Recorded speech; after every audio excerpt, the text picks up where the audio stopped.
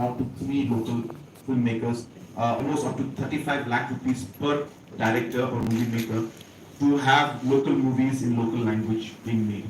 So we would like to expand that, and we will do it for more filmmakers so that more movies in Khasi, Panar, Garo should come out is what we feel. And we are supporting them. So it's already started, just to share with everybody.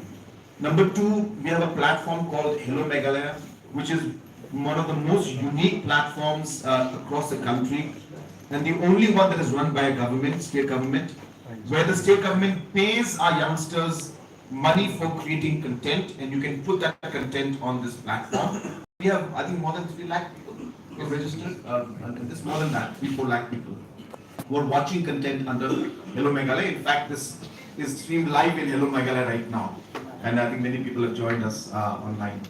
Third is that under the CM Elevate program, we have a provision for 25 or 35 movie theatres, where government of Meghalaya will give 35% subsidy for anybody who wants to put up a movie theatre in different districts. What is the idea? The idea is normally, obviously, to number one, have entertainment for our people, because people like to go and see movies. Number two, the idea is that our filmmakers don't have the platform or the channel to showcase their movie. So we're hopeful that by having the movie theatres, 25, 35 of them, where the entrepreneur who starts the movie theatre will also earn, but at the same time, the movie makers will have a channel to be able to showcase their movies. And obviously, the tax will be much lower for these kind of movies, and we want to promote that. So there's a full process that's on. There are multiple levels we are intervening because it requires the entire ecosystem to be present. It's not about just giving money to them to make the movie, but it's about creating the ecosystem so that the movie can actually reach the public. So that's the movie scene, and I really hope that we'll be able to move this forward.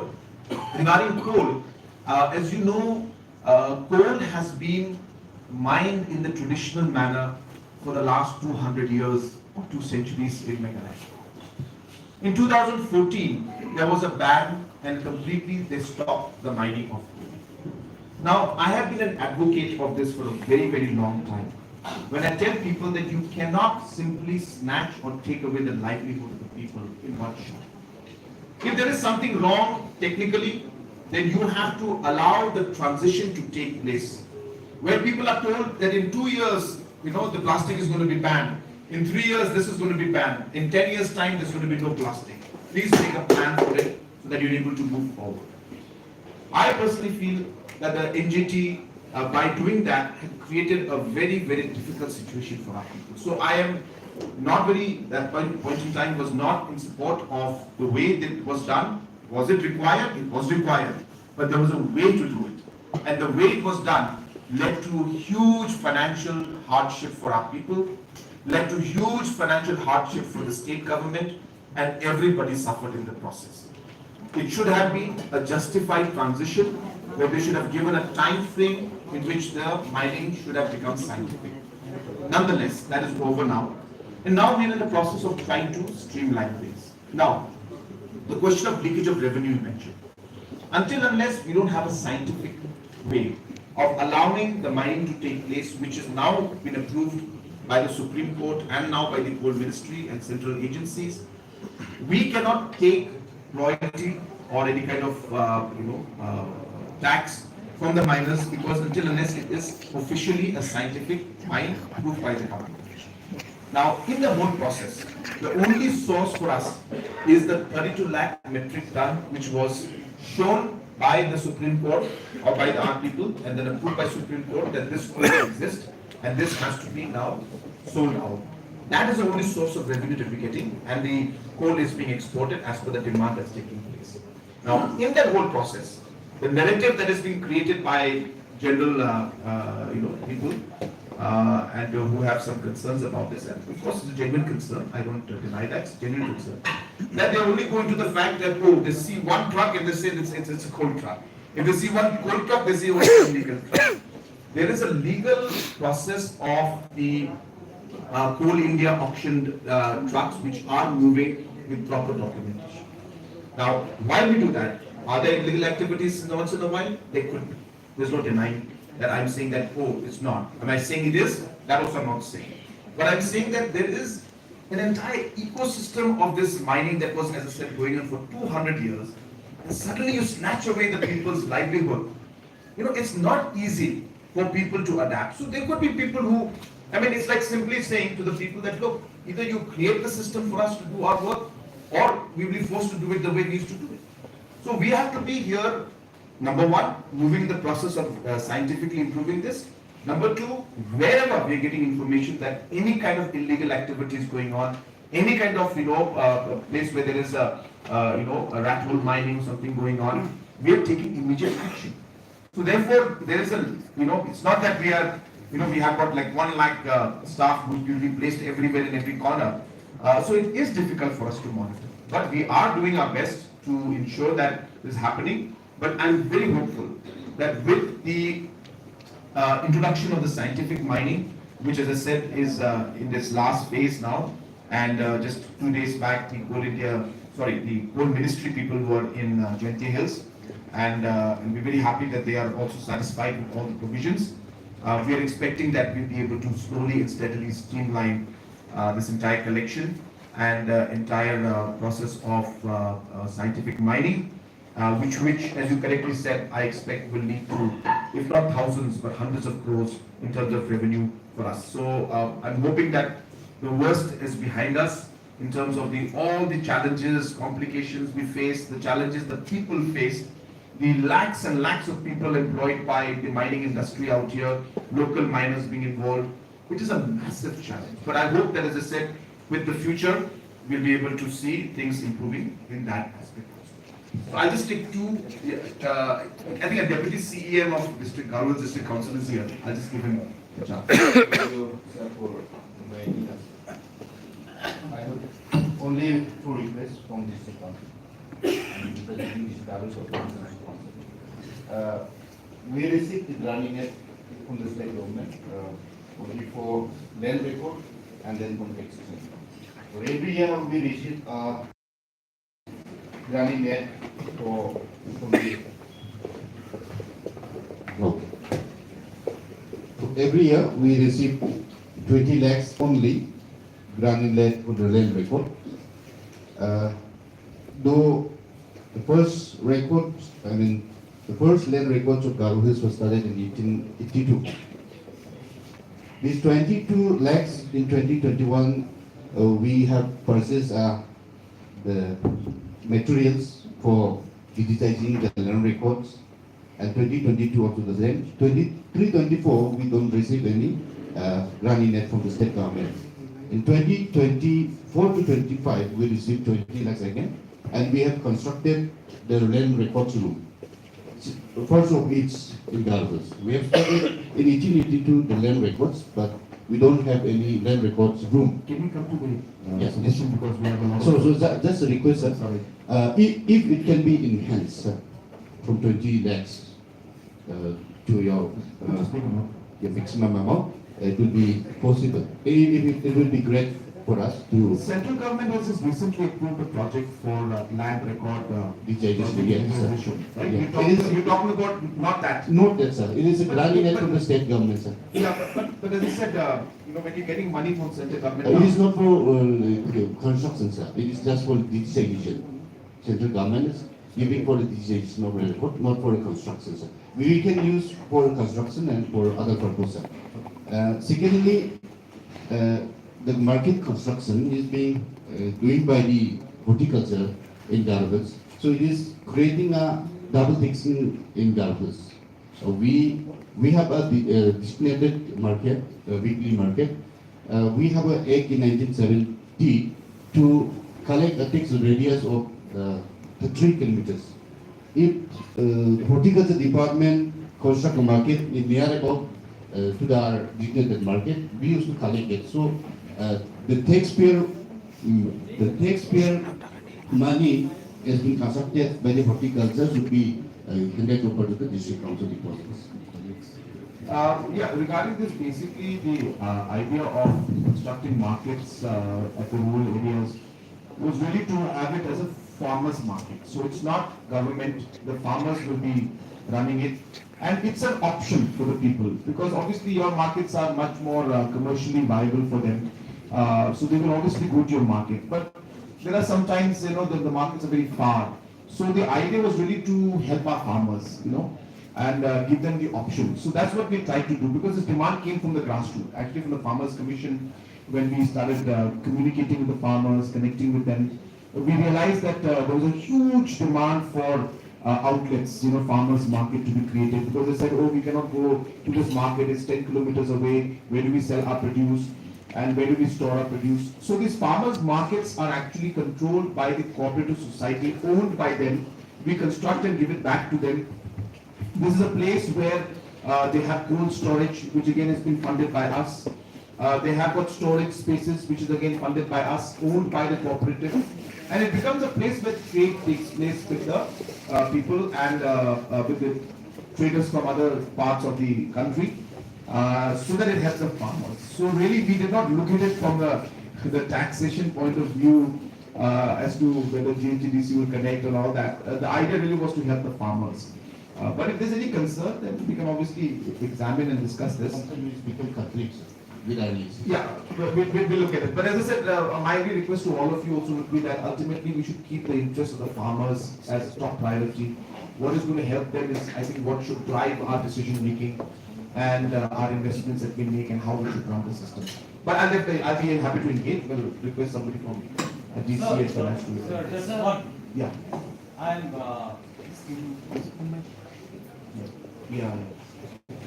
So can I do one thing? Can I just request that maybe we'll give more time to all of you? So I will not, reply all the time because I feel like replying because I think there's some wherever areas where there's confusion I'll reply. Otherwise we'll just take a decision. I'm SK Pradhan, I'm the president of AbC, Mayor College Leadership. I'd just like to make some observation. I think with regard to the fiscal deficit, they're saying without the SASKI it's 3.5. And SASKI is basically a loan. You cannot say a loan. So it's an interest-free loan of 25 years. 50 years. 50 years. Nevertheless, if you remove the SASKI and the project, it comes to us a favorable 3.5. But nevertheless, after 50 years, it's a liability. Somebody will have to pay it. So totally ignoring it and showing a favorable 3.5, I think it's totally wrong. Yeah. There has to be some provision whereby it cannot be totally ignored, and said that 3.5 is a very rosy picture. Which liability is a liability. Somebody will have to pay. Future generations will have to pay. So I think the physical deficit will not come to 3.5. It has to be something more. That's the first thing. Can I just reply to that first? Because otherwise the memory will go out. Okay, fine. So there is something called a state consolidated sinking fund. Okay. This is a provision where for whatever loans that we take, Yes. a certain percentage of this is put into a bank account, which then grows. So the amount that we are putting in for SASKI, when you look at the growth rate of that, because we'll get interest on that deposit, whereas SASKI we don't have to pay interest. So the interest, when as it goes on, the provision will be there to repay that loan after 50 years. Got it. No, let me just complete because I think a lot of people will not be clear about that. So therefore, your point being very valid, the state government is making provisions to ensure that we have funds in the future to be able to clear this amount. So that's being done. Number two, we have requested Government of India to not include this in the calculation of the ZGSDP ratio. Now, Government of India will come out with whatever it is. I'm sure they will balance it out in such a manner that there's something that may come, may not come. But as I said, to include it fully is also not correct, is what we are saying. So therefore, we are hopeful that this 50, because as I said, what was 100 rupees 50 years back, today that 100 rupees has got very little value. So today we are taking loan of about close to 700 to 1,000 crores or 1,500 a year. This 1,000 crores after 50 years will not have that kind of value because we don't have to pay it. We have to pay it after 50 years. That is there. So we are making provisions under the consolidated sinking fund, and this provision will be then used 50 years from now because interest will be made available for us. Okay. As long as you're making from yes, a liability. Yes. We have to get that in. Yeah. Another thing, when you put this ASCII, I think there's a setup whereby you set in 28%. I think the central government is saying you have to revise it. And most of the state government, especially in the smaller Himalayan region, they have not been able to, and you said except for Assam and UK, Just go to the debt. yeah, Uttarakhand, only Assam and Uttarakhand were having 22%. Debt GSDP ratio. I think there may be some oversight. I saw Tripura is having 22, and even Sikkim is having 22. So they are doing quite well. And compared to the level of economic development that we are having in the northeast, I think compared to Nagaland, if you talk in terms of tourism, we are far ahead. In terms of industries and other developed sectors, we are far ahead. But we are at the same level with Nagaland. If you look around, I think Nagaland is a little bit higher, 45, and we are there. But if you look at, Tripura is also in the 20s, Sikkim is 22, okay, all the way. So I'll just add to this, just so that you all know where we're coming from. The debt to GSDP ratio are two numbers. Okay. The two number is debt and GSDP. Now, just to share with you, Sikkim is at the top in the country when it comes to the per capita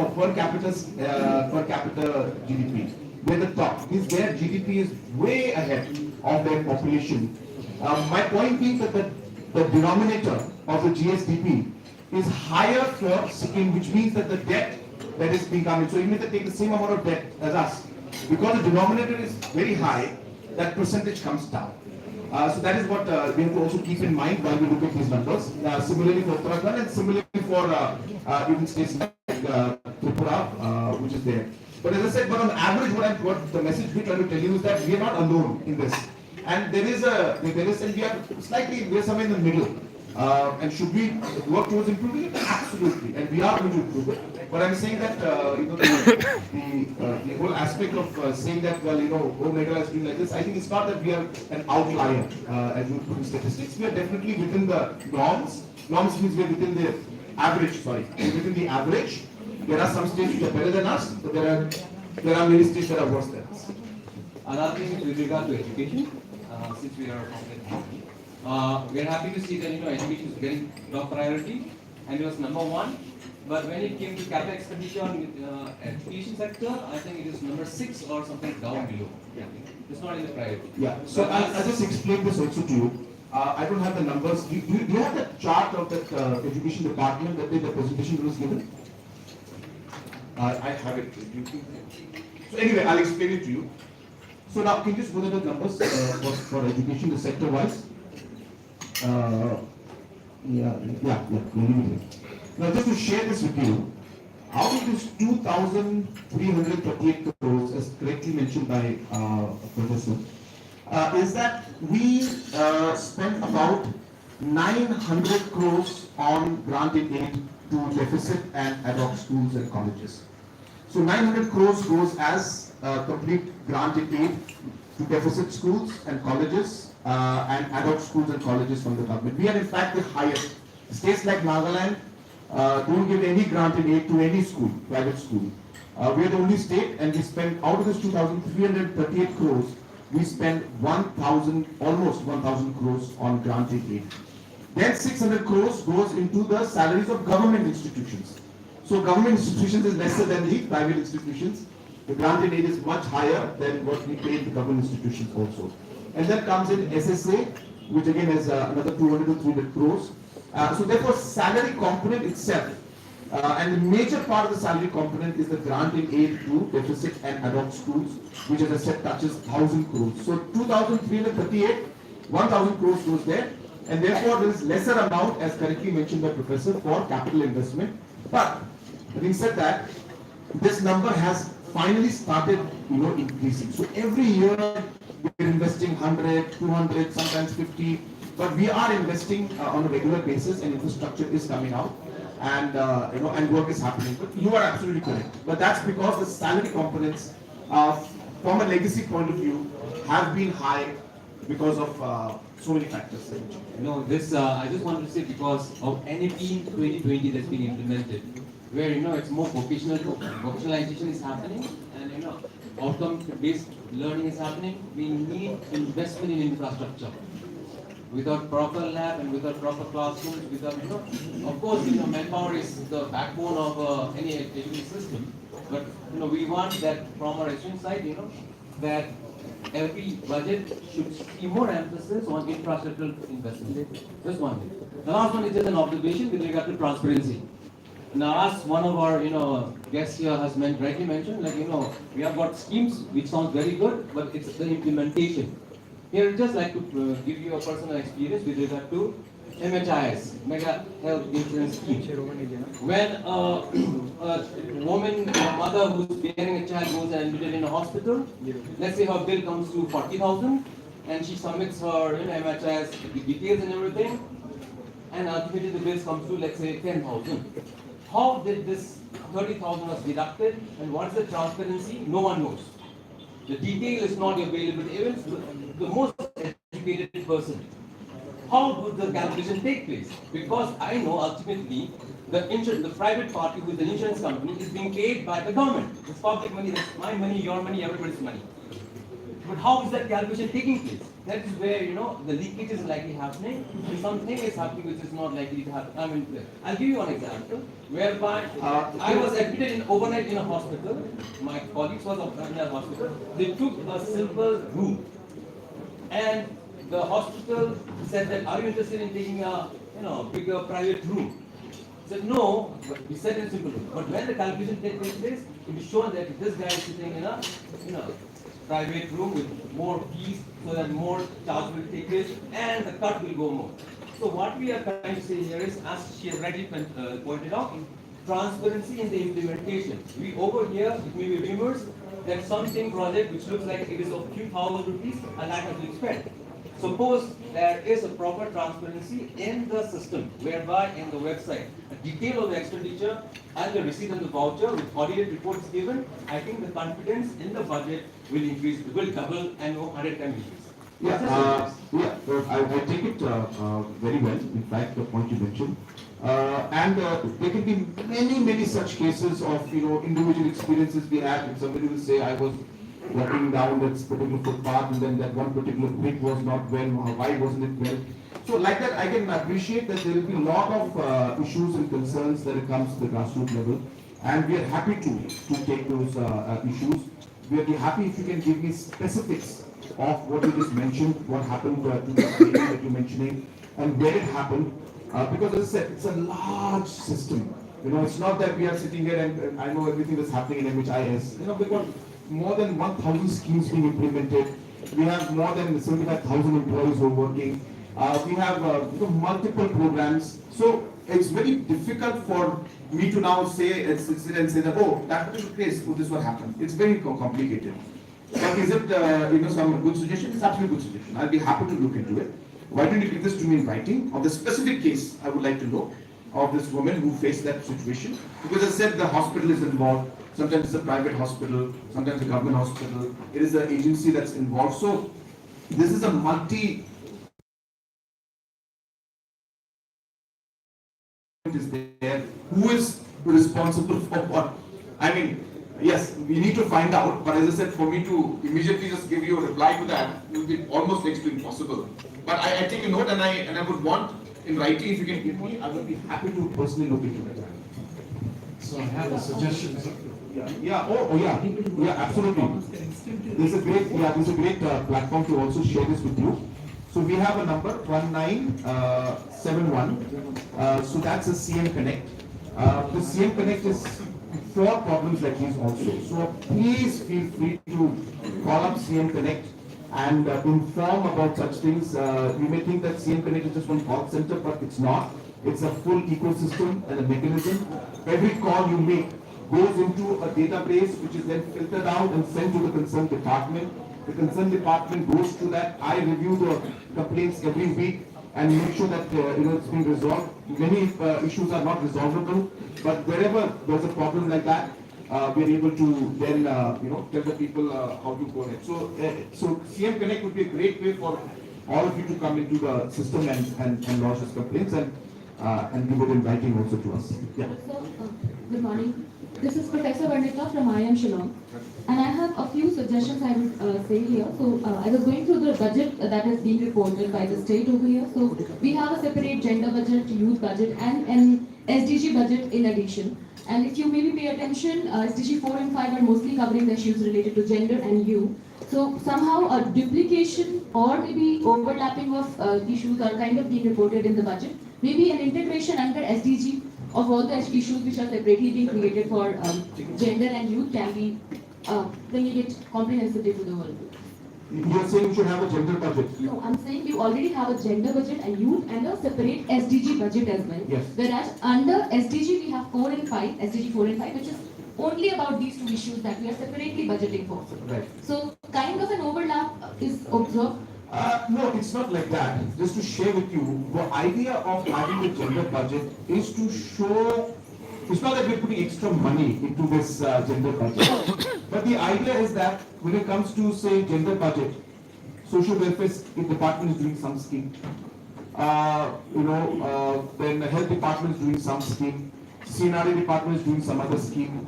Tourism is doing some other scheme. Some society is doing some other scheme.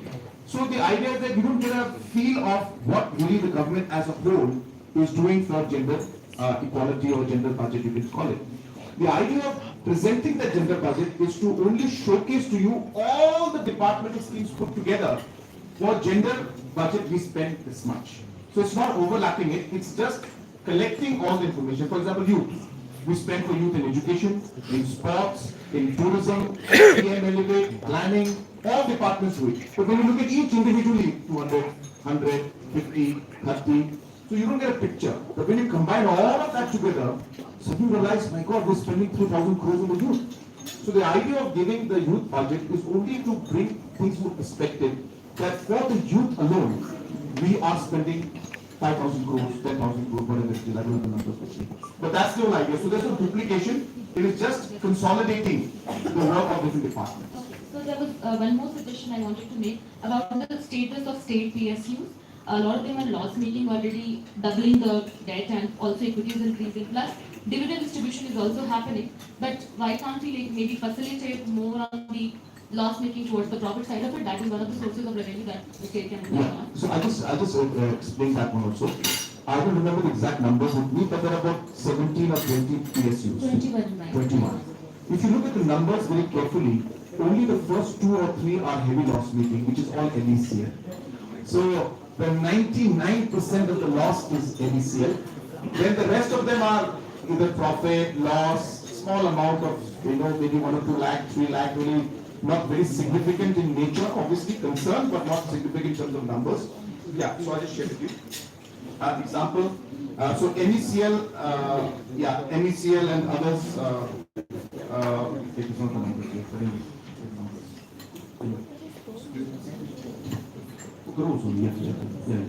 Yeah, okay, sorry. So if you look at the numbers out here, total of 391 crores is the loss.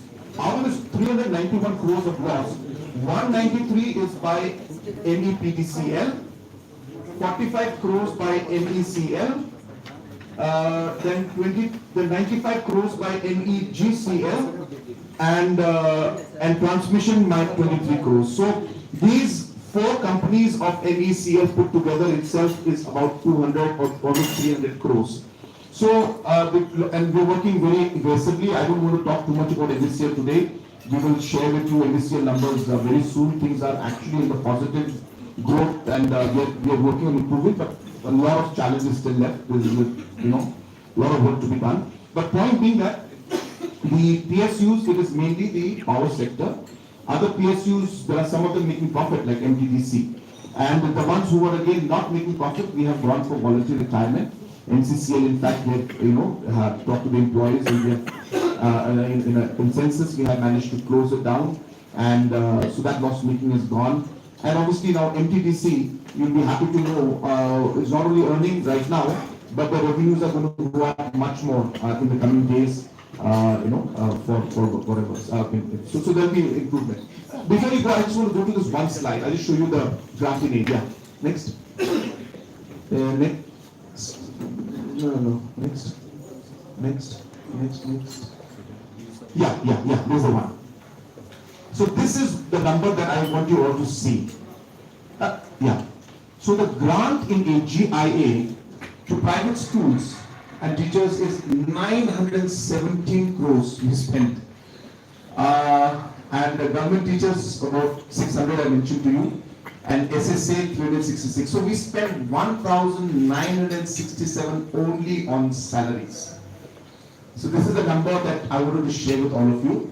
Can you just go back to the first slide? Go up, up, Mark, up, Mark, up. Yeah, that one.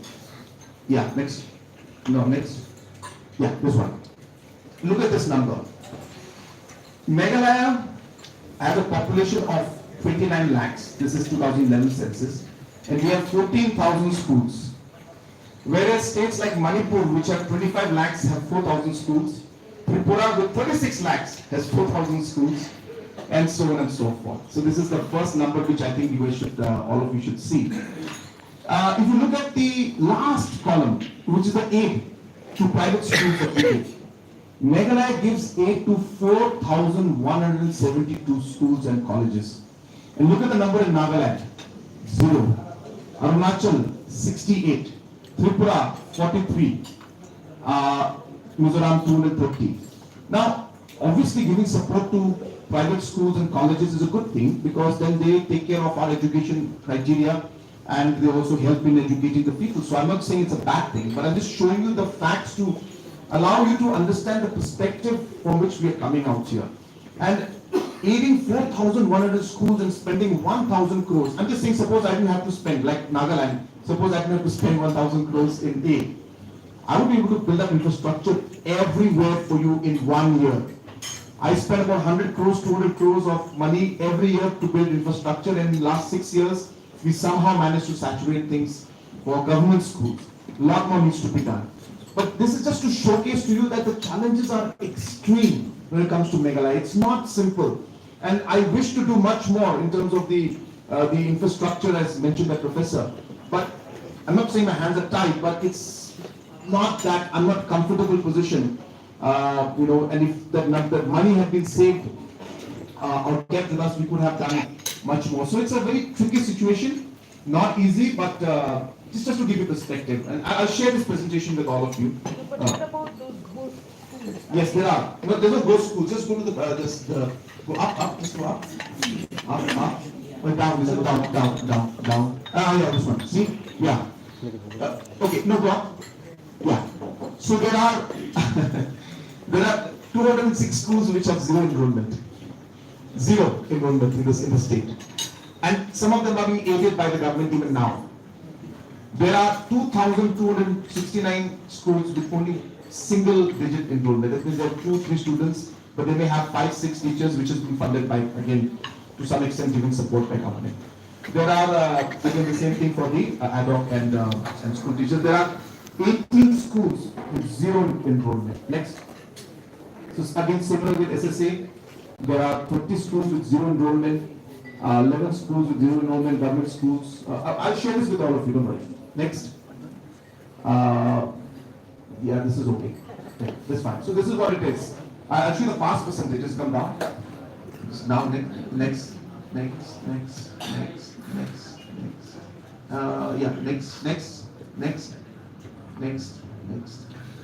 next. This is also very interesting. Just go back. I just want to show this to you. This is the structure of higher technical education in the state. You can see how skewed the diagram is. There are 47 colleges in East Khasi Hills. And when I say East Khasi Hills, actually Shillong. And West Garo Hills is 15. And look at the other districts.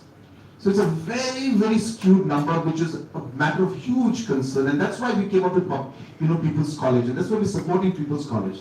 I'll tell you, literally, I selected the People's College based on this map. I look at the map and I say, where is the gap? Then I saw the gap in up in Tikrikila. I saw the gap here down in Mokurwat. I saw the gap in Nongtalam. I saw the gap in different parts in Ampati side. Based on these gaps that we saw, we literally said we need a college, find a college in this location, and give the grants to them, because students don't have options. Next. Next. Yeah, this one. Oh, this is a great number. There are 36 schools which have had zero pass percentage in 3 years. And these are funded by us. Now there's some problem, a systematic problem there. So we need to look into this. So again, I'm not sharing this to you to give a bad picture of things, But until unless we don't know the facts, how do we work on this? I think that I'll take this opportunity to share this also with you. Yeah, so ma'am, Sir, I have a I think she just had a, she not complete yet. The last thing that I wanted to just add to the perspective that you talked about asking. So you said we can treat it as a subsidy, but maybe government is giving us for a long period of time and then without interest. But the return that it is expecting is that we facilitate growth to the use of this money and then the tax revenues ultimately contributed. That's the perspective. So I agree with whatever sir has said that let's treat it as a loan and let us make it work and generate the outcome that the contributor is ultimately expecting. No, you're right. That's absolutely the point. But my point being that we cannot also put it as a debt. It's not a full debt also. So all we are saying is that if you take a whole amount and put it against our debt, that also is incorrect in what we're saying. That's why we said we have got this consolidated sinking fund provision, where a certain amount of every loan we take is put into the bank. Yes, the provisions created, so that many years from now, we have those provisions. And these are mandated by Government of India. It's not that we can, so it's not that we can just do what we want. And more importantly, as I said, this is what is driving the growth of our state. So this is what happens. It's a decision you make as a political, government to decide on, what kind of growth. So Government of India has decided that they're going to reduce the tax or increase the tax limit to 12. So 12 lakhs, which means people are going to have more income in their hand to spend. They're expecting that will lead to more consumption and growth will take place. They have now decreased the minimum rate. The RBI has decreased the rate, again expecting that because of lower interest rate, the people will borrow more and then it will grow. So these are all growth-oriented steps that governments take. And therefore, SASKI is one of them. But government is ensuring that they make sure the provisions are there at all levels. The idea of Government of India is, let's drive the consumption, drive the growth in the state, in the country, so that we're able to, achieve the growth objectives. Now, is that fully correct? Well, we could have arguments. Is GDP the only thing? Is consumption-based economy good? Should we have a more socialistic kind of a? Well, that's for debate. But point being that SASKI right now is a provision where it is allowing us to take the funds to be able to drive the investment in capital sector and ensure that investments takes place, which is what Meghalaya is doing. And as I said, in order to create a provision to ensure that the funds are available for repayment, the consolidated sinking fund is making provisions. So I have a suggestion. Yes. I'm David Marvin from the Department of Business Administration, Senate College, and greetings to all. So I must first thank you for convening this pre-budget consultation. And also, it's refreshing that, our government has something called an SDG budget. It started 3 years back. And also, it's interesting, how your CM Elevate scheme is going. But sir, right now I feel, with whatever you have presented, two of you, we are in a catch-22 situation. We have, there's this paucity of funds. We want to open up mining. But at the same time, it's nothing new, but we see this environmental degradation that's happening right before our eyes. And as an educator, I've done a little bit of work in the border area, especially in the Jaitya, Khasi Jaitya War region. And so I see that the border area development program scheme is creating a lot of infrastructural development. Same thing with Manrega. But there is one area, sir, in these border areas that I see a huge lacuna, and that is the human capital development skill that is happening. And then you see this, right from your slide, you see these 47 colleges that's concentrated in East Khasi Hills alone. That is because you see a lot of rural-urban migration, and this is having a big constraint on the infrastructure and amenities of Shillong itself. And so so to further improve the You can come to the suggestions, so we have got many people to. so sir, my suggestion is how do you create these resilient communities in these border areas? In the Khasi and Jaitya War region, because I cannot speak for Garo, I've not really done any work there. So, you see this, the youth, I mean, I hope, hopefully this youth, this demographic dividend should not become a demographic nightmare to us. And sir, you have a soft corner for, the youth entrepreneurs of the state. And as an educator also, I have this soft corner for them. And I feel like that by coming up with, by developing, by identifying, by enhancing, these nature-based solutions, going for ecosystem services and so on in these areas, we would be able to, create a community, a group of young people who can actually come up with, entrepreneurial ventures in these places, okay, in a very small way, sir. And sir, although, sir, the effort, is maybe, you may not see this effort, I mean, the results of this effort right away, but I feel, sir, that down the line, we will see a multiplier effect when these youth, this demographic dividend are being empowered, sir. And, sir, another thing is that this SDG budget, just a question, because I noticed that one of the SDG goals is missing, and that is life underwater. Because out of the 17 in the SDG budget, there's only 16 SDGs. C. Right. Okay. Yeah. So, sir, I mean, this is one area which I humbly request you to look into, sir, not just infrastructure development. And sir, this effort can also help in rationalizing the number of schools and teachers that you have in those places, when you can turn these into, into incubation centers and development centers, sir.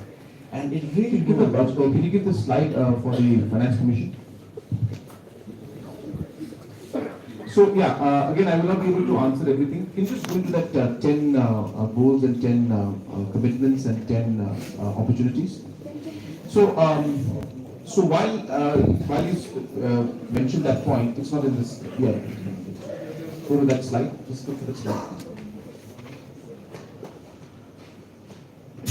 No, it talks about those 10 opportunities. 10. I think not this one. Next. Yeah, but there was a one chart that had the whole thing. Oh, it's not there. This okay. So okay, just leave this. Leave this one. Now, when I just want to make this very broadly speaking. See, when we talk of the $10 billion economy and we talk of the GSDP going to 80,000, 90,000 crores, we realize that it's not just the question of infrastructure or in question of growth alone. We are talking of ensuring that this growth that takes place is also is also converted into guarantees for the people. So while we are looking at say for example housing for all eligible beneficiaries, I don't know how many of you know this, but last year we constructed more PMAY houses than was constructed in the last 15 years put together. We constructed almost close to 1,50,000 houses, whereas in the last 7, 8, 10 years we constructed about 40, 50,000 or 70,000 houses. My point being, I don't think I'll be able to answer everything that Professor has asked, but my point being that our growth story is related to commitments and guarantees for the people also. So while we look at the growth must lead to certain aspects of healthcare, certain aspects of environment, certain aspects of care economy, certain aspects for housing for all. So all these, so all of these are being basically looked at. Number one.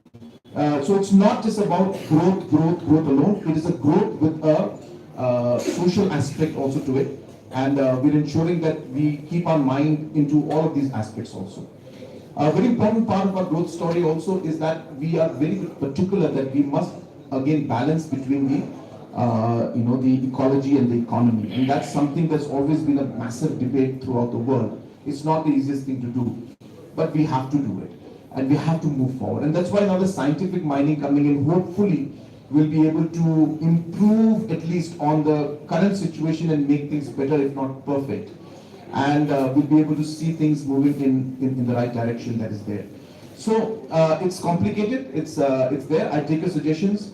In terms of the entrepreneurship that we're working on the grassroots level, we have one of the best ecosystems and one of the best programs for entrepreneurship, among the small states. And Government of India has, I think, 2 or 3 times continuously, on a continuous basis, has awarded us for that. And this is because, as I said, we're focusing a lot on rural entrepreneurship also, a lot on green technology. CM Elevate is promoting large numbers, as Vijay Mr. just told you, that we spent about 100 crores being distributed to more than 3,000 entrepreneurs in the last year alone, where we gave money, seed money, as subsidy to them for opening up their businesses. Now, obviously, there's a lot more work to be done, but that's the line that we're following. Sorry, I will not be able to reply to all the points. I just want to share this concern. There are a lot of students who have been asking about the scholarship, and I think it's a great time for me to explain to you what this issue with scholarship is. Now, the scholarship is an amount that comes from the central government, from Tribal Affairs Ministry, and other ministries give fund for the scholarship that is given to the students. Now, 90% of that comes from center and 10% from the state. Now, when the scholarship comes in, this is linked to the bank account and details of the individual beneficiary, which means that the money doesn't necessarily come to us directly. It goes straight into the accounts of the different beneficiaries. So until unless Government of India does not release the money, there's nothing that we can do as a state government to release it. Now, there is one option where we can give in advance, which is what we do for old age pension, which is what we were doing for master roll and other things. That's how things are streamlined now. We give money in advance. Whether money is released from center or not, we give the money in advance because this is something that people can't wait for. In scholarship, the problem is the funds are linked directly from center to the individual. Now, if I give an advance, which means after giving advance to you of say 20,000 rupees, the central money will be released and that money will go into your account. So whether the students will be able to then pass that money back to us is the question. So that means you'll get double payment. So whereas we would love to give the money in advance on behalf of Government of India, this technical glitch creates a problem for us to give it.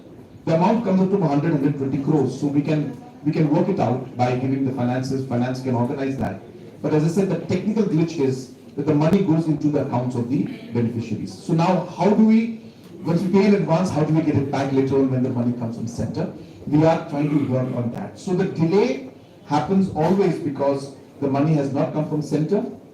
But at the same time, as I said, for us to find a way to that is very complicated because the money goes straight into your accounts, and therefore it becomes very difficult for us to organize advances. So the only thing we can do is we can keep requesting Government of India to release the money on time and on advance basis or on time, but there is no other way. And I know it's a major problem. Many youths always message me, call me about a scholarship. It's a massive problem for us. We want to help you, but we are still stuck with this technical glitch of money going directly to your accounts. And as I said, we are continuously pushing with Government of India. And of course, we're getting response. They release, but they release every time 6 months, 8 months, 9 months.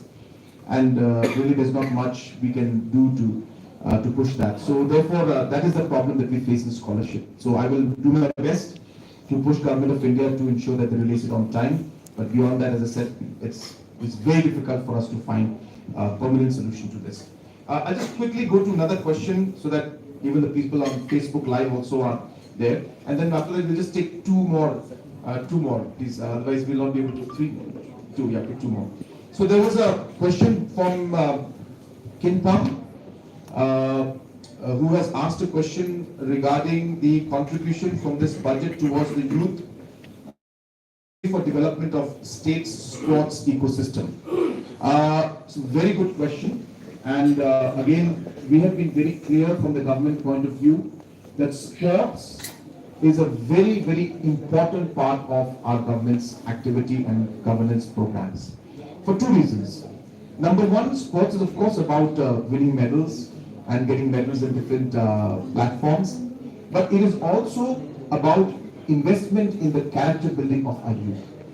When the youth prepare for sports programs and different things, they're working hard, they're working on a discipline, they're fighting, they're practicing.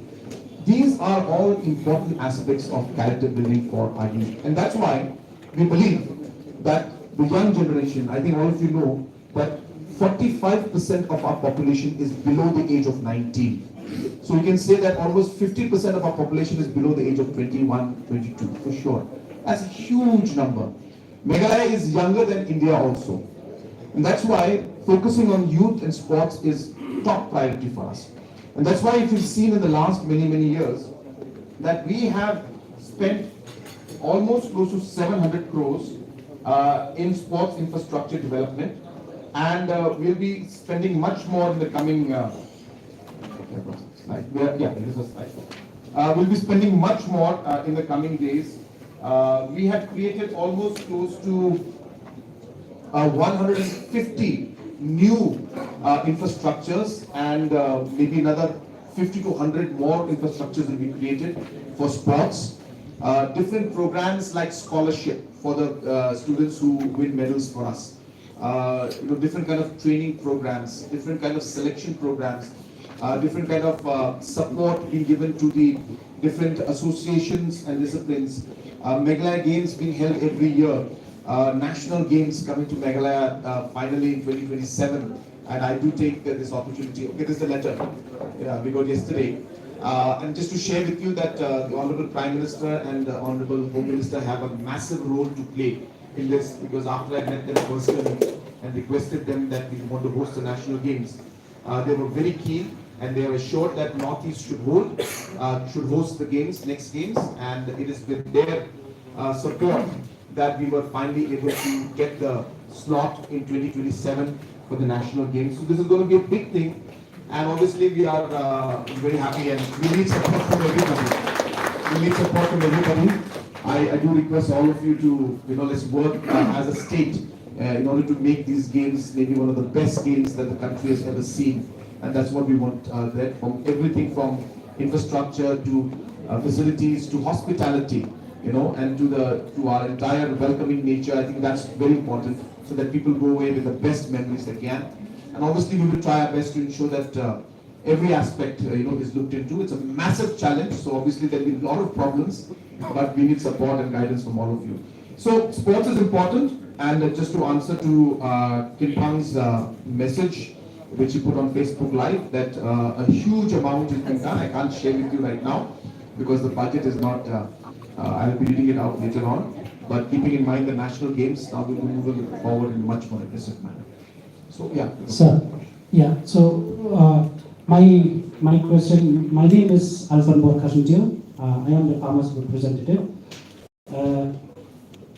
Why there is no improvement in the budget if we see in the financial year 2016 with regards of agriculture and farmers welfare? Sorry, 2016 and 2024 financial year, why there is no improvement in agriculture and farmers welfare? Oh.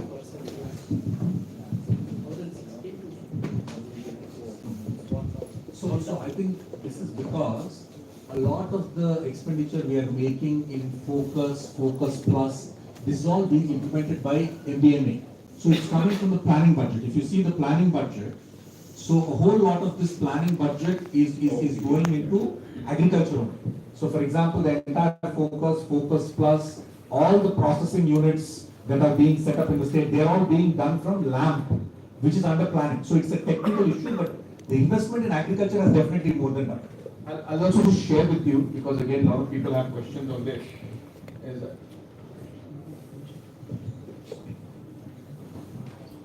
I just need to take this call. Yes, sir. I'm good, sir. Yes, sir. Yeah.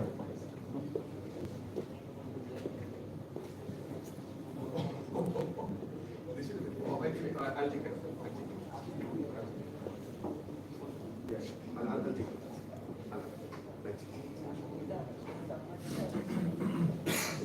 Vice President of India. Yeah. basically, I think what Dr. Vijay has just explained to all of you is that the agriculture budget may not have gone up, but the benefit to the farmers has gone up. And this has gone up because, again, planning department, if you can look at the numbers, which might.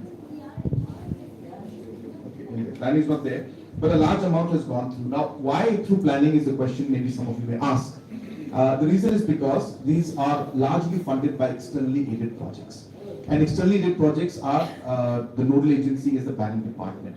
As you all know that even for externally aided projects, Meghalaya is one of the highest beneficiaries.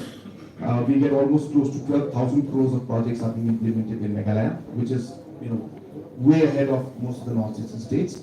And no, this is not a loan. Again, this I want to clarify. A lot of people are always asking whether it's loan or loan. World Bank, it's not a loan. Here, to implement this project, 80% is repaid back by Government of India.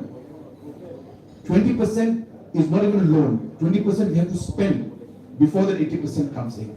So basically, there is no question of any financial debt or loan component being here because government always has to spend first, and then the agency comes and then they repay us back for the money that we spend. So all the externally aided projects of 12,000 crores that we are having, Government of Meghalaya has to spend about close to 3,000 crores from its own revenue to get that additional 9,000 crores, which then is paid back by Government of India. So that's how this external aided projects work. It's one of the best sources of revenue and income for us, and we use maximum of it. And again, this happens because of the capacity to consume has gone up, and we're spending, and that is the money that we're putting for farmers that comes into play. Yeah. So my request is that if the government can increase their budget allocation for farmers. Okay. So let's move to the next one. Okay. Yeah. Good afternoon. I'm Dr. Vandini Shetarian from the Department of Economics, NEPU. Two of our friends have already mentioned about SASKI, right? So, but I was looking at this. SASKI is basically a scheme by the Ministry of Tourism, and the emphasis, it's mentioned here. The Ministry of Tourism, if I may read, issued operational guidelines for special assistance to states for capital investment, development of iconic tourist centers to global scale, with the objective to comprehensively develop iconic tourist centers in the country, branding and marketing them at global scale. So, because earlier the CM mentioned, capital expenditure, but yeah, and also where I was looking here, there are two projects that the state has undertaken. One is in Maukhannu and the other for the redevelopment of Omyang, right? So, I hope there will be no confusion because I understand that this is for tourism development, right? Let me just say. The SASKI is a scheme run by the Ministry of Finance. Just anybody can Google that. So this is a scheme run by the Ministry of Finance. They started it as a post-COVID response. They started it with a corpus of 10,000 crores. Today it is the largest scheme implemented by the Government of India. The corpus of SASKI, if you see in this year's budget, is 1.5 lakh crores. So the SASKI scheme has multiple parts because Finance Ministry is not a sectoral ministry. Finance Ministry is the funding ministry. So they have multiple parts. This year, the SASKI scheme has 13 parts. Part 1 is untied assistance to states to take up capital projects. Part 2 is for doing digital libraries and unity malls. Part 3 is for tourism, what you said. Part 4 is for transport. Part 5 is for improving the building bylaws for urban. Part 6 is for agriculture, for doing digital agriculture. Like this, there are part 11 is for centrally sponsored schemes. Part 12 is for capital, there's something else. So basically the point is that SASKI is an umbrella scheme. In that umbrella scheme, this year under part 3 for tourism, they have allotted 4,000 crores. Out of 1,50,000 crores, only 4,000 crores is allotted to tourism. Out of that, we got 200 crores. So that is the clarity on SASKI. SASKI is a finance ministry scheme. So part 3 of SASKI is it's not even, the money comes from finance ministry only. It is only the tourism ministry which recommends. So each ministry recommends. So that is the this thing of SASKI. So you can check it anywhere if that's the thing. So this is only part 3 of SASKI. Under part 3 of SASKI, tourism is to develop iconic tourism destinations. Under that, we got 2 destinations, Umia and Maukano, under which we got 100 crores. So that's the clarity on SASKI. Sir, I'll have one. I think Madam here wanted to say something. I'd like to give a chance here. Yes, ma'am. So anyway, when we look at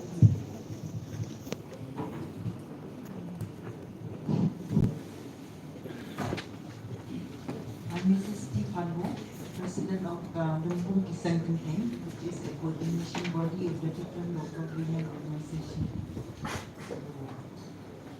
Well, I would like to thank the finance department for giving us this opportunity to be here. I think this is the first time that we are having a discussion on the budget. So I would like to thank the Chief Minister for giving us this opportunity.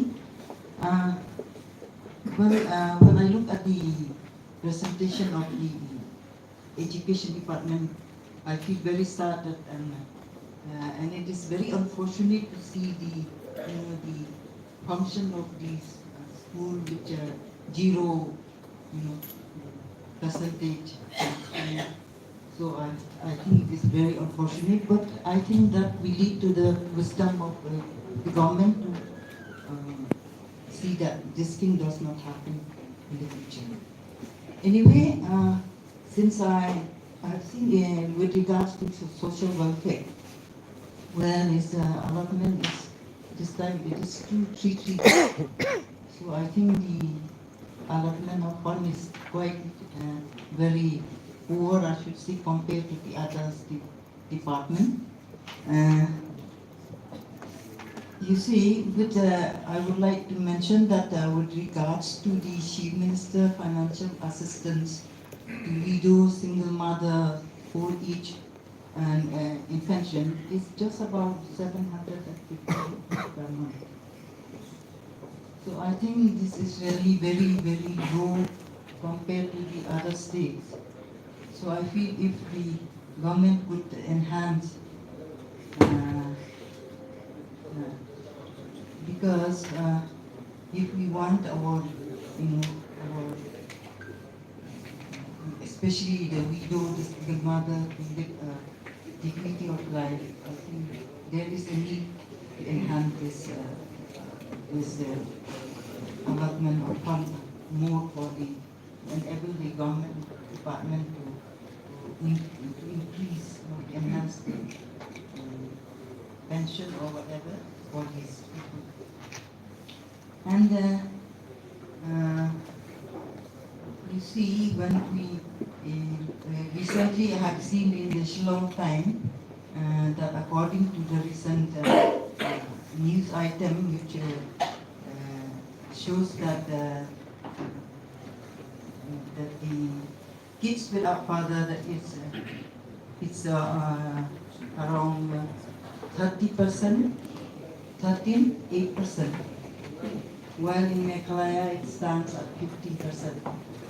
But actually, according to our Meghalaya State Commission for Women, we have done a study in actually 1918, 90, that field work was done at that time. But the report came out only in 2022, and we found that in 23,228 households in 122 villages, and we have done in 18 blocks. It has been found that it is 13.15%. So it is estimated that there are 72,759 single mothers in the state. This estimate is a little lower than the number of female households in Meghalaya, which is 95,841 recorded according to the 2011 census. So that is the difference between this finding of this Pexel as well as by the State Commission for Women. So, sir, I don't know whether from the state government, whether is there, whether you have in mind to help these single mother, because sometimes we feel that it is very difficult for them to run the house, such a very big amount. So I feel there is a need to do something for this, for this. Sir, I think we also feel the need, when we look at the severe disabled children. And the parents, some of them, they are unable to go for any kind of work because they cannot feed their children. So sometimes if these parents of these disabled children, the severe one because of problem, but I think we need to have a study on this. But I don't know whether the social welfare department do have the data on these children, so that if something can be helped for these parents of the severe disabled children. Then with regards to the sexual assault, which has been all aware, especially for the small children. And we found that some years back, it has come to my knowledge that the parents of these victims of these children who have been, either raped or, so when they go to the hospital, especially in for any health center, which need to be referred to the, to some other better hospital or to the hospital, they need financial help. So I feel it depends. I feel that it is necessary to allot funds to at the disposal of the deputy commissioner, so that in any emergency case, that he can allot some financial help to those parents of those victims, so as to then take the victims to the nearest health center.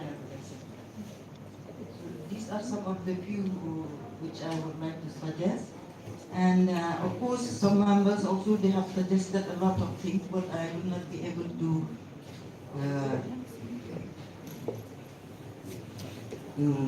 bring here all. But some suggest from members also, they said, like we would like that roads are accessible to all the villages. And another one is they have suggested rehabilitation center, training center for drugs victims. And they said, leave all those like smart cities. They said, first think about the need of our center for drug addicts. Because they said a smart city initiative in Shillong could consider dangerous due to city high vulnerability to natural disasters like earthquake, floods, and landslide, coupled with concern about poor infrastructure management and inadequate disaster preparedness, all of which could exacerbate risk for the resident when implementing smart city technologies without proper planning and mitigation strategies. These are some of the suggestions that have been. Thank you. Thank you so much. Anyway, sir, I think I think we should have invited the youth, the Sang Sama also, they are not here because recently the district council has empowered the has given the information for the women's. Yeah, we could not call everybody because because it is number one, first time it's being done. So we're taking suggestions now, and hopefully maybe in the next. I mean, the way I see it now is that one session may not be enough. I may have to do multiple sessions with different groups. So yes, I could not call everybody because there's so many groups. So we had to be, and we had limited time, limited space, and we didn't really know how it would turn out. But we'll take a suggestion. This is something that I want to do every year. I mean, the government should do every year. And hopefully, as I said, next time we'll have not just one, but we'll have multiple sessions where we'll be able to accommodate more groups. So there are a lot of groups we wanted to call, but because of positive time and space, we could not call everybody. But at least we've started. So this exercise will now, keep moving forward in a positive manner.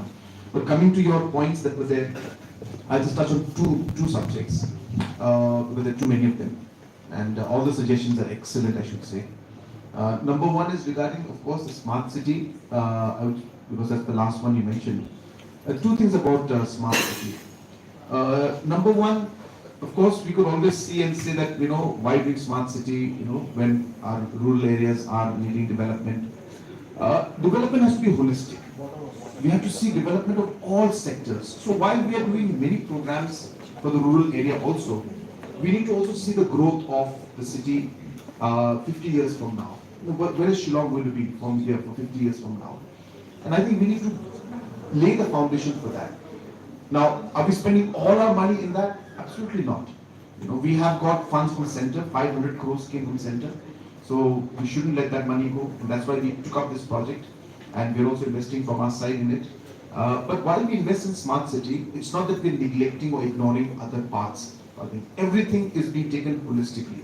And therefore, this is a larger blueprint of the state, and all sectors, whether it's rural sector, whether it's farmers, whether it's women, whether it is our aged people, whether it is the health sector, whether smart city, all the things are moving forward. And I think it would be very unfair, I should say, to say that government is only doing smart cities. Smart cities looks like that in front because it's a lot of things are happening in it, but a lot of things are happening in rural areas also, which is what I would like to share. So it's a holistic development plan. That's number one. Number two, which I want to share with you is that when we implement smart city, every aspect of safety is taken into consideration. We can't move forward without getting clearance from many agencies. Every time there's a project that's prepared, there's a procedure that requires vetting from IITs or different kind of agencies, which ensure that the safety and security to the highest measure is taken up. And that's again an advantage of a smart city project, is that there are certain criteria and guidelines and the benchmark that have to be maintained, otherwise they will not allow the project to be taken up, and safety is definitely one of them. So all the precautions are taken, all the agencies are involved, and obviously one cannot say anything about natural calamity. It could impact even the best structure, but whatever maximum provisions to safeguard and to ensure that safety is maintained is being taken up when we go ahead with all kinds of projects, including the smart city projects that we have. Because now it's a norm everywhere in the world, and Meghalaya is also following that, is that safety measures have to be taken. But as I said, natural calamities and natural calamities, one cannot completely 100% safeguard every aspect of it, but whatever level to which we can go and prescribe as per international standards and standards of the funding agencies, we are following those standards.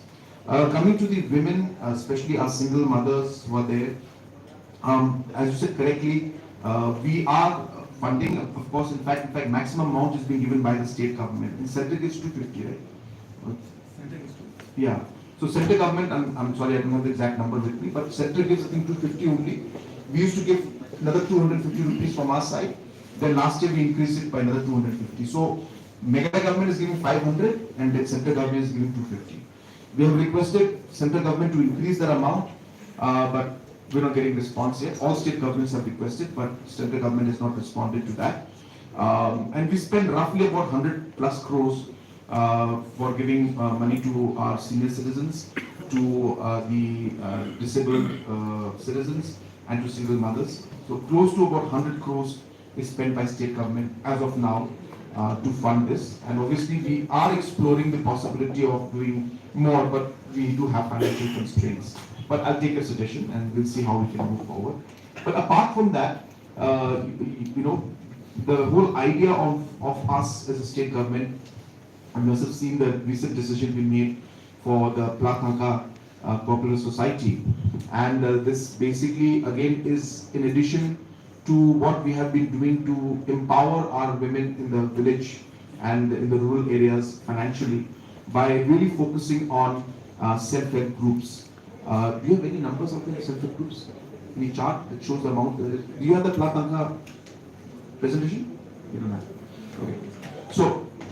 So basically, just to share with you, in the last 5 years, we as a government have mobilized from center as well as from the state and from different agencies close to about 1,000 crores, which is now lying with the different self-help groups, which is about 55,000 groups. About 5 lakh women are part of this, and you know, some of them are single mothers also in it. The idea being that, you know, we need to push entrepreneurship, we need to support them, they need financial help in difficult times. And these small self-help groups that have been created have funds with them given by central government and us. And as I said, 1,000 crores is rotating right now among the self-help groups. And we plan to increase this from 1,000 crores to at least 8,000 crores. That's our target. And that's why this Plathanka Society was brought in. And we're hopeful that through this, we'll be able to enhance the financial accessibility for these different self-help groups that are there. And as I said, single mothers are also part of this initiative that has been taken by us. Apart from that, as I said, from CM Elevate also, we are supporting a lot of women entrepreneurs. In fact, maximum of our entrepreneurs who are getting benefit out of Prime as well as CM Elevate, in fact, 60% of them are women, just to share with you. So 60% of entrepreneurs who have got support from Meghalaya government. Last year alone, we gave 100 crores, and we'll increase it this year and try to help them more. So these are mostly women entrepreneurs. So there's a lot of things happening, but I take your suggestions very seriously. And I think wonderful points. Yeah, this is the slide I just want to share with you. But again, if you look at it for women, number one, I think, I don't know if you know this or not, but we are one of the few state governments that has ensured that in the VECs, which is the Village Employment Council, 50% of the secretary's post is reserved for women. So right now, approximately about 2,500 women, those who never had expected that they would be the secretary of a VEC, today are in charge of the VECs. And this is a policy decision made by the state government to empower the women at the grassroots level. And this is having a huge impact at the grassroots level right now. We are one of the few states that is implementing this. The VOs, as I said, you can see the investment of 1,000 crores. Just to share with you, that number in 2018, when we had taken over, that number was 30 crores. 30 crores it was in 2018. And today, in 6 years, 7 years time, from 30 crores, we have touched now 1,000 crores. And obviously, the growth of the self-help groups, you can see, has gone up. Why I'm telling you this is because it's much more than what you have question you have asked. It's about the self-help group, women empowerment. And now we want to ensure that this whole institutional network that we have created, how can we now magnify it and make it better? You know, if we have put Lakpati Kongs or Lakpati Abis or Lakpati Didis, we call them, if we have 1 lakh of them, you know, we want to create millionaires now. So how does this Lakpati become a 10 lakh number? So we are hoping that through this Plathanka Society, through other initiatives, we will be able to not just, have more numbers, but have higher return and higher turnover for the performing groups and the performing women in these different programs that are there. So all these things are happening. I don't think we have enough time for me to share all the aspects, but it's just a glimpse of how things are moving forward. And a lot of things are happening at the grassroots level. And these are all dovetailed with so many other programs. So CM Elevate is part of it, the corporate society movement, the funds we get for corporate societies, the different processing units that we have, all are being invested in different ways through these groups so that the impact goes down to the grassroots level and they're able to get the benefit. So yeah, so that's just a glimpse of what's happening there. So, okay. Council of Madras. We have some suggestions here also. I think we'll have another round of tea maybe. Is that government has leased or no funds for land compensation, whereas all the government programs require arrangement of land free of cost is a mandatory condition for implementing these programs. As such, the class being the chief.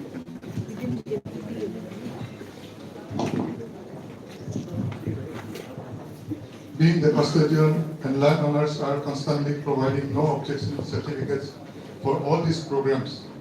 In this situation, the Dogmas would like to propose that a special head of account may kindly be created and a substantial amount may be earmarked for the purpose of land arrangement facilitation awareness program consent of the clan members and individual landowners under each other for smooth implementation of all such programs. We used to go around the villages and conduct awareness programs on environmental issues such like preservation of these catchment areas and cultivation of arecanut and all. So for this awareness programs also we require certain amount of money, so which may we request the government to provide us something. We also require this Nokma Kacharis also, because whenever we have a meeting of the village or visiting government officials or whoever comes to the village, then we have to gather in the Nokma's residence and to receive them we need a certain place. Nokma Kachari is a certain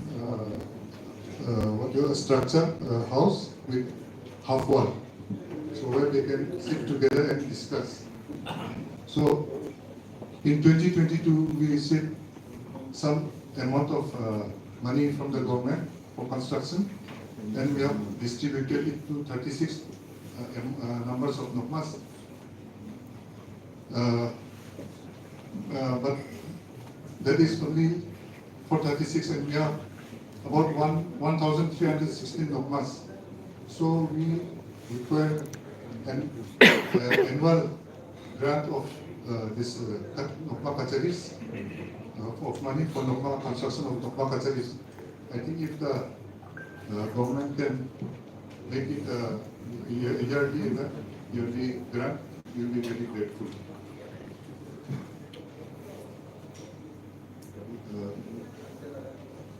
And that is all we require the money for conduct this awareness program. Yeah.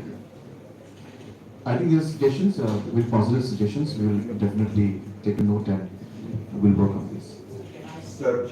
Yeah, I think. Oh. Yeah, go ahead. After him, then I'll get you. Then. Good afternoon, everyone. I'm Mr. Arullah, the General Secretary of SNSBH. First of all, on behalf of SNSBH, we express our thanks and gratitude to the Finance Department. This is a maiden, meeting for us. Since the inception of the state, I could remember. In fact, I was discussing with Confederate Farbo last evening. So it was the first of its kind. So we are also unprepared. What is it all about? But today we have come to witness with our own eyes what is all these things about, especially with your enlightenment on these particular things like SASKI, in which most of us, we flow along with CAG report, thinking that it is alone as well. But after the clarification, it is understood now. So I have two suggestions, sir, with regards to this. As you very well know, I've been fighting for this issue for these essential commodities to have our own setup in the state of Meghalaya. In fact, the entire northeastern states. We are the last state today in which we are going to have our own LPG bottling plant.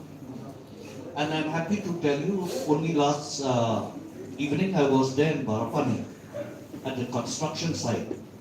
And the construction is on wall footing, we have completed 60%. So another 40%. So we are looking forward for the turnkey job by the next financial year. That is the target. So my suggestion today is essential commodities. Now we will be having LPG, which we've been fighting from 1997 to today's 2025. So there are two key factors. We can never predict the relationship between one state and the other, which we have witnessed during the late 70s, in which we have our own oil storage depots in Umrai area. So those have been done away. So after hearing your clarification about Saski, I thought this is one of the best things in which the state government could invest for the future generations and even during our lifetime.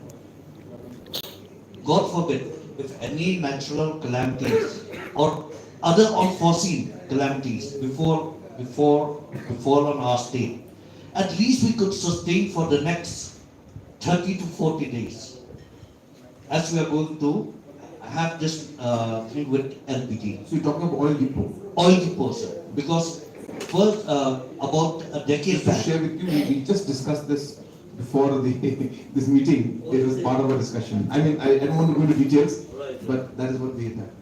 But yeah, it's a good point. Please sir, apart from that, just I've mentioned, there are LPG bottling plants. open the windows here also.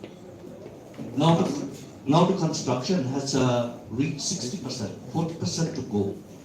So we would, I think we have already written a letter to you in which we would like to seek the help of the government with waiving certain amount of royalty. Okay. Royalty. Okay. I've already forwarded a letter to you, I think about 2-3 months back. Okay. So I just want to apprise if anything could be done.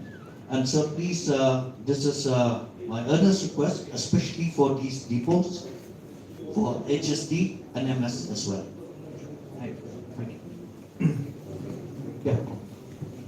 I'm Dari Thank from the Department of Economics. And first of all, I would like to inquire whether the GSDP figure is in current or constant term. Current. So the growth rate will be calculated based on that. So I think it'll be fair on the side of the government if we can give a growth rate on the constant rates, okay? Because most of the time you find it quite interesting figures to emerge. Because for the information of the house, constant term will include or will capture the price effect. Yes, the price effect. Oh, of course. So now moving on, I would like to make a few suggestions. First of all, we are aware that the State Finance Commission Act was being passed in 2012. Until now, the State Finance Commission hasn't seen the light of day. So this is a problem. I see it as a problem, as a challenge, especially for the local bodies and the ADCs. Because without the State Finance Commission, the devolution of funds will be, I know we've seen irregularities and the conflicts. And I really think that the State Finance Commission should be in place by now. I think only the state of Meghalaya in the northeast doesn't have a State Finance Commission. And then I would also like to make a suggestion on the agriculture. Because till now we don't have an agriculture policy. I've seen you've done good works regarding the program mission board. Actually, but I think that we need a comprehensive agricultural policy, and especially if your goal is to achieve or to double the farmer's income, that should be taken or that can be taken care by the agricultural policy. And of course, we also know that Meghalaya has different agricultural zones, and we need to develop strategies to increase productivity in different zones.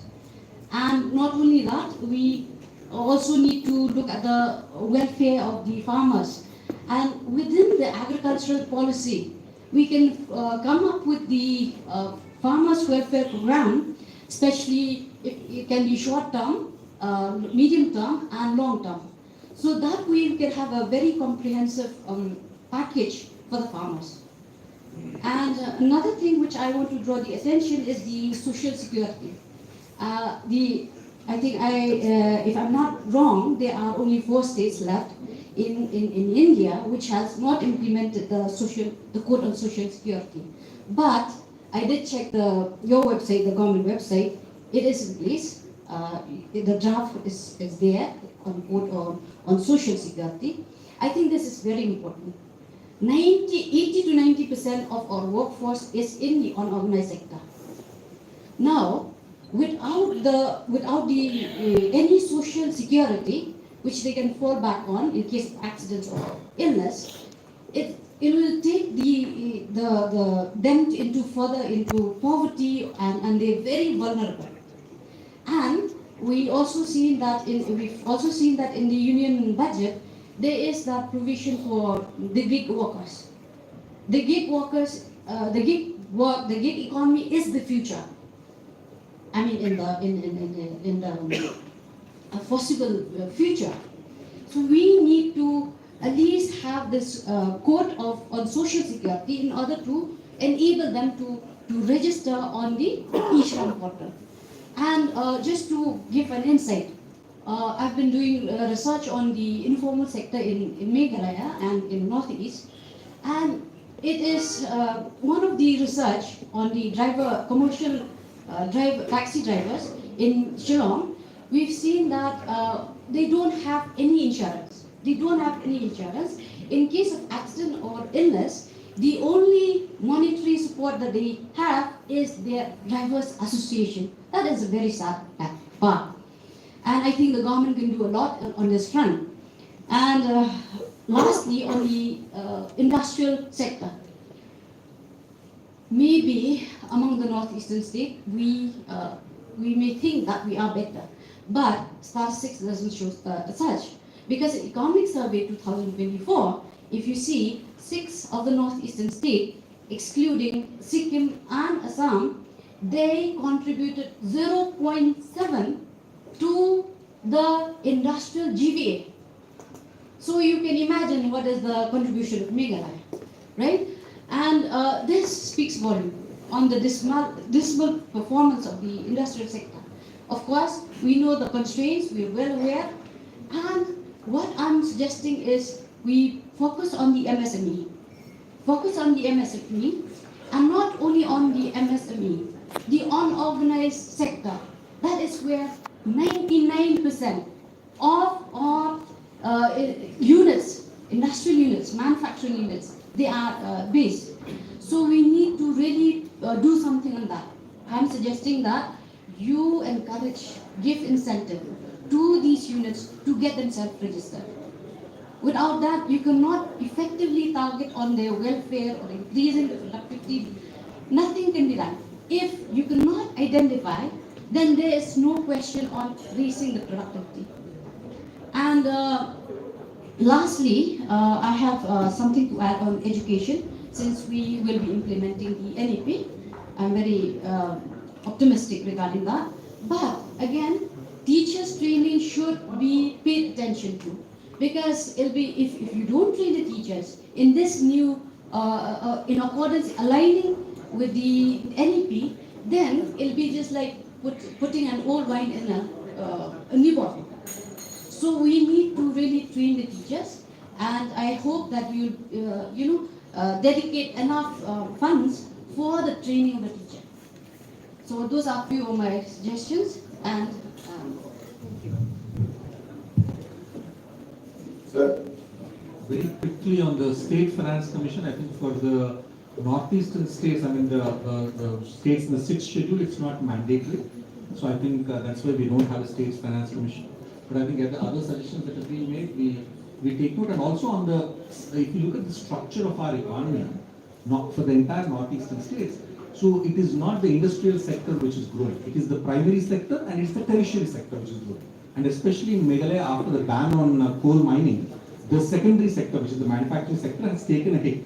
So while I think with all our programs of entrepreneurship and MSME, support is being provided to them, the growth, if we see, the big numbers are coming from agriculture and the service sector. With tourism, again, I think a few people spoke about it, which is very important. So I think in those sectors, the growth is much more robust. So therefore, just because the industrial sector is not growing doesn't mean the growth is not there. So the growth is happening in the other two sectors because the structure of our economy is such now. I think those are some of the things, but the rest I think we take note and suggestions are taken well, and then of course we'll work on the MSME part also. But as I said, we're doing a lot of programs to promote our entrepreneurs also, because we feel, because you have to see the picture as a whole, as where Dr. Vijay just mentioned. So yes, in pieces, if you look at it, the industrial growth, we have a huge problem today. Land is the biggest issue. We want to bring in investments. There's no land. We want to buy land, then people create a concern about this aspect. I mean, it is a concern, no doubt about it. But I think we need to realize that it is also necessary in some cases. If you want to see the industrial growth to take place, then we need to figure out how we can move forward in this. So we have multiple challenges, but while we have those challenges, I'm happy that we're at least moving forward in that line.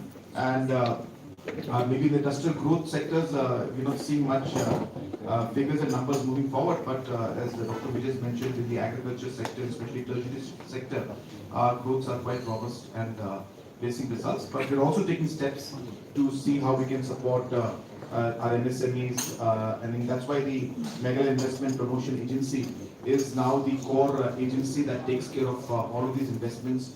And that's the reason why now it's a one-stop shop, whether it's for the MSMEs, in fact, the small entrepreneurs and the MSMEs who want to start, they don't even have to come to the state level committee. We have decentralized and allowed now the districts and the DCs to form a committee, which will then clear projects which are 1 crore and below at the district level alone itself. So all these kind of reforms are being made. I don't think we have enough time, but taking your suggestions, we'll definitely see which are the areas we can work on. sir.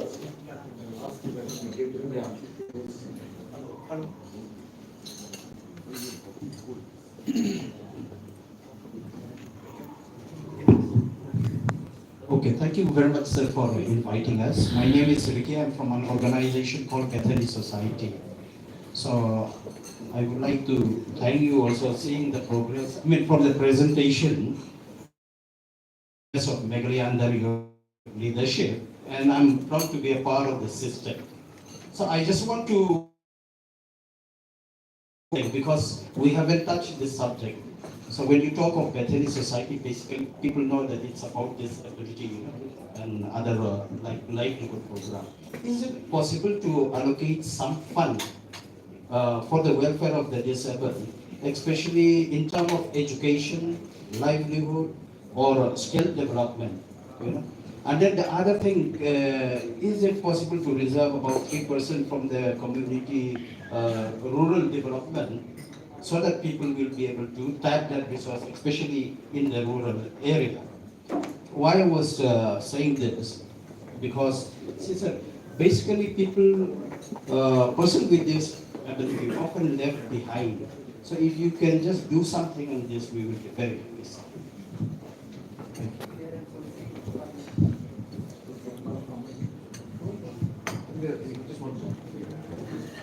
Sir, this is Lalo from Hill Farmer Union.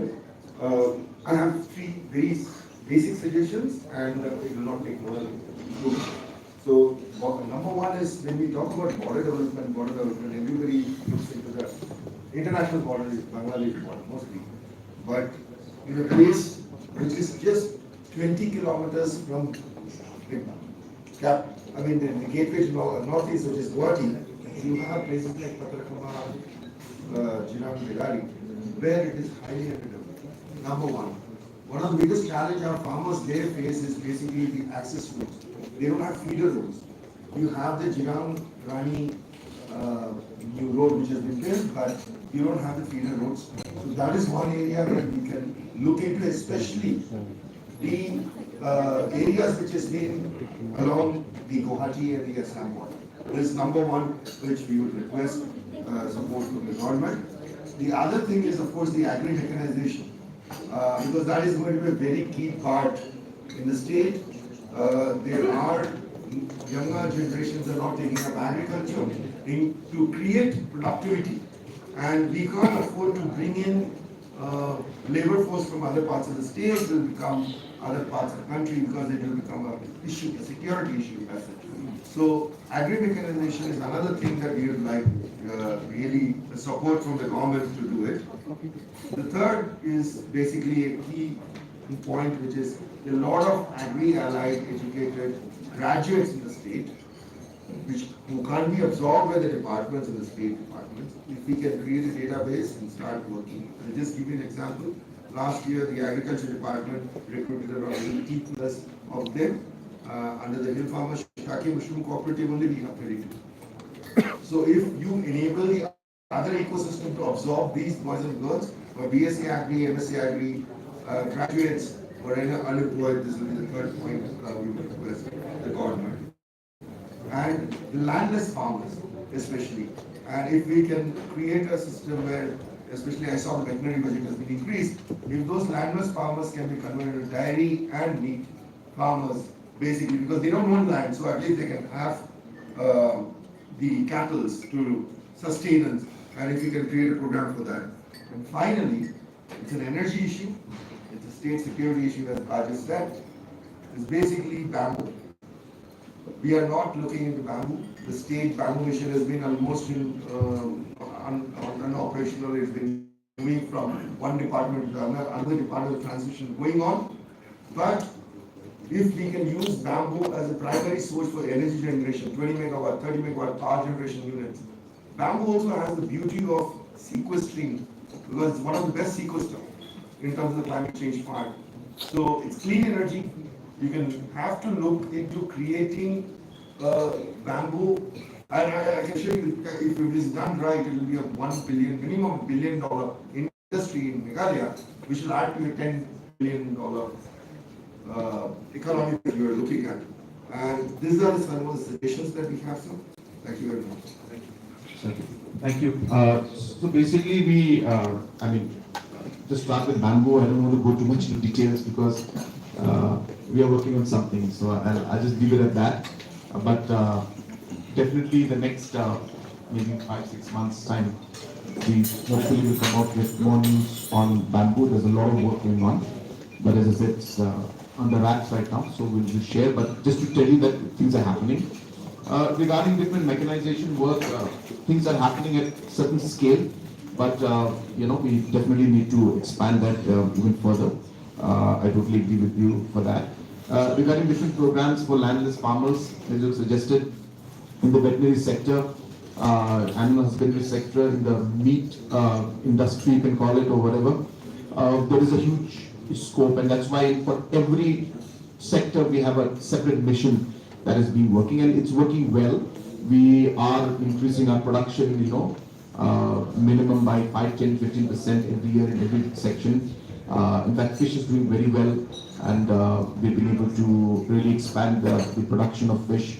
It's still not self-sufficient, but we're moving towards that.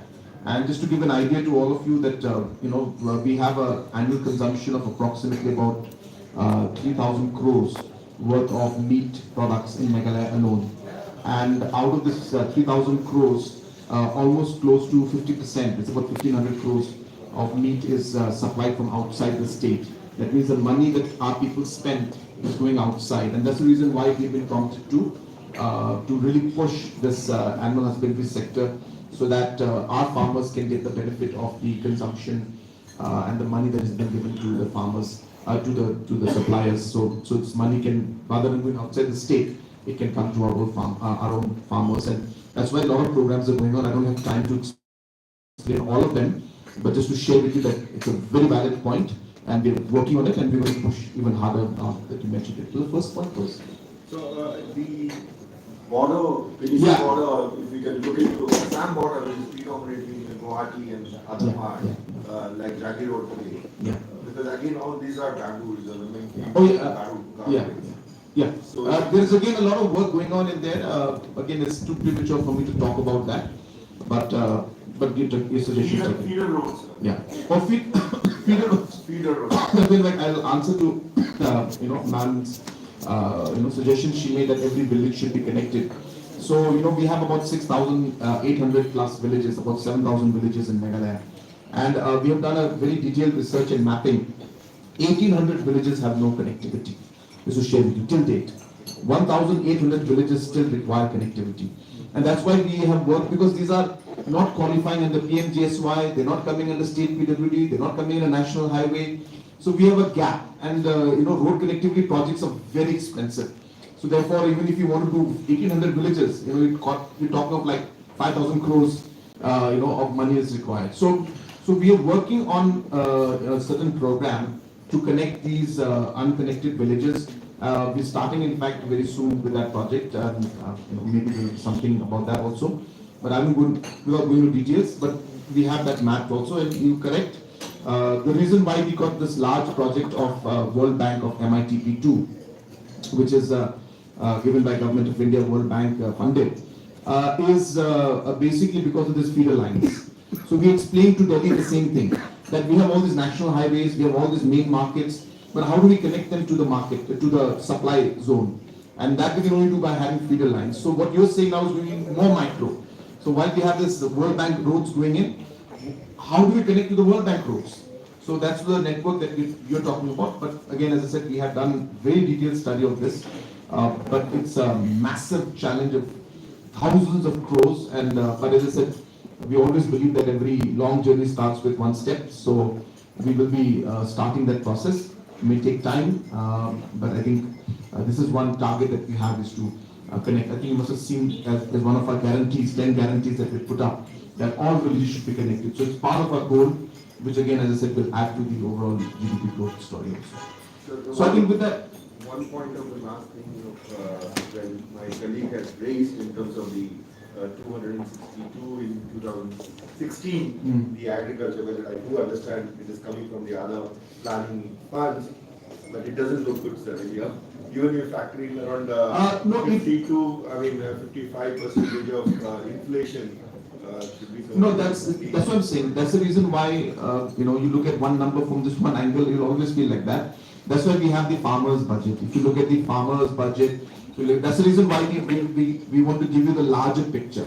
So if you look at what is being spent on agriculture and farmers as a whole, it has more than doubled, if not tripled. So all the departments put together. So planning, agriculture, and veterinary, and other departments that are there, if we add up all of that together, it's more than double. At least 50% increase is there in that. So this is only picture which is showing the agriculture budget. So the agriculture budget alone is, as I said, a standalone. But most of our schemes now are being funded through planning, because these are externally aided projects which are funded via the planning department. So it is meant for the farmer, but the route, we're using a different route because the funds are coming through that planning department. That's all it is. No, sir, if we can just put a star there and put a remark on that on your presentation. Yeah, somebody will again I'll ask the same question. Thanks. We used to exist. Thank you. Maybe yeah. Suppose close at 1:30. We can write out and send to you. Yeah, please. Can you have an email address or something you can share with everybody? It's a very short one, sir. We can put up on a slide the last. Yeah, it doesn't make email address. Yeah, okay. So my name is P. Pundo. I am the Joint Secretary of SNFPH. We were talking about the leakage of revenue and then also the roads now that are coming up. The most important leakage that I'm seeing is via the roads. Because of the condition of the trucks that they are making. They buy a truck of a size and then double the size by making it carry overloaded material. So one thing is the wear and tear of the road, and the other thing is the leakage of revenue, because the truck is supposed to carry 10 tons, is carrying 25 tons, so that will, the remaining portion of the material is not going in the chart. So that is very big leakage. Okay. Okay, so, yeah, just 1 minute. My name is Namshan Rudy Bingo. I'm president of the Micro Small Scale Industries Association. First of all, I'd like to take this opportunity for inviting us for this very important pre-budget discussion. To us, one of the invitees, and us, Sir,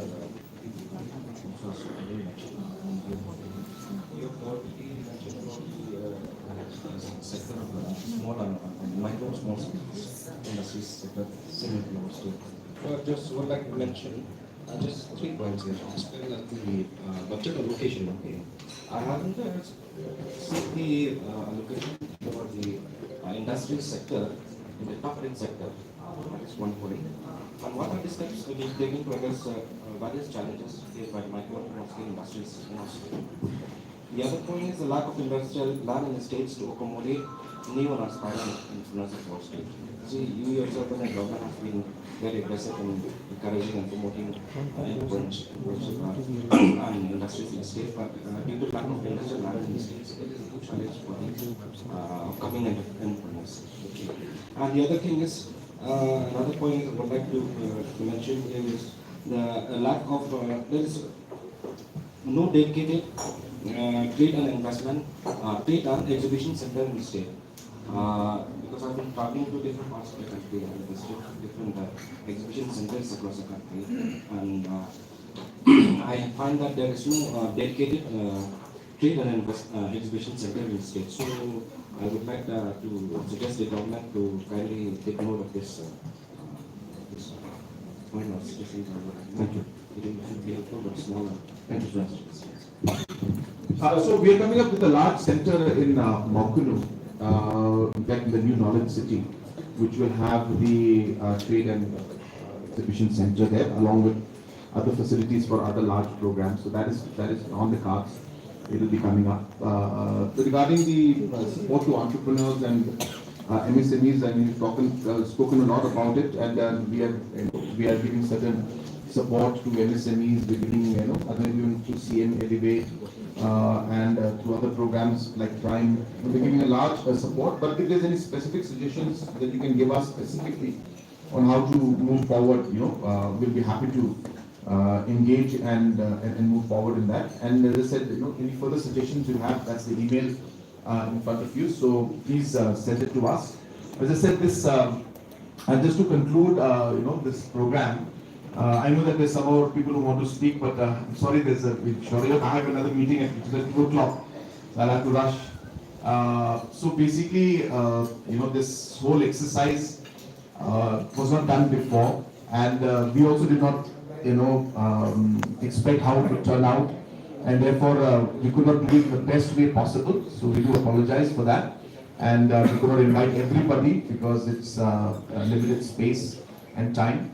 But we will keep improving on this because it's a good way for us to engage.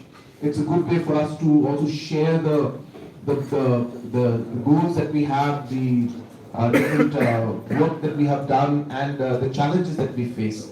And it's also good to also hear the voice from all the people out here, so that we can at least take up the issues that matter and reflect it in our budget in whatever way possible. So that's really what the objective of today's pre-budget consultation, and I'm very thankful to all of you for giving your suggestions, and we will do our best to incorporate as many as possible. Please don't be disappointed if you don't see anything in the budget, because that's how the suggestions, because that's how things are. It's not easy for us to give everything based on everybody's demand, but we do our best to incorporate as much as possible. But as I said, more importantly, it helps us to understand the concerns that citizens face at the grassroots level, and allows us to build up the program. Please, at the end, remember one thing for sure, which I want to be very, very clear. I think there's so many professors here who will understand this. That budget is more of a policy document. You see, it's not that this is the end of what we're doing. So it's a policy document which defines the general intent of what the government tends to do. And obviously, the budget is then revised. And then after revision also, then the actuals come out at the end of the day, how much we spend. So there's a long process. And budget, sometimes a lot of people say, oh, you have 1,000 crores in the budget, but you spend only 800. So budget is a policy document, is a desire to spend so much money. And maybe at the end of the day, we may not spend that much amount, but that's how budgets are. So it's not necessary that we have to go exactly by that line. And sometimes the projects or schemes that are not in the budget, say through the years, when we move forward through the months, we realize that this has to be reduced. And that's why we come with supplementary demands and we increase the budgetary allocation so that we can spend money on that. So it's all a very, I shouldn't say too much of flexible, but it has got some flexibility to move forward. And of course, budget document is very important because it guides the government and also departments and also the citizens as to what the government intends to do.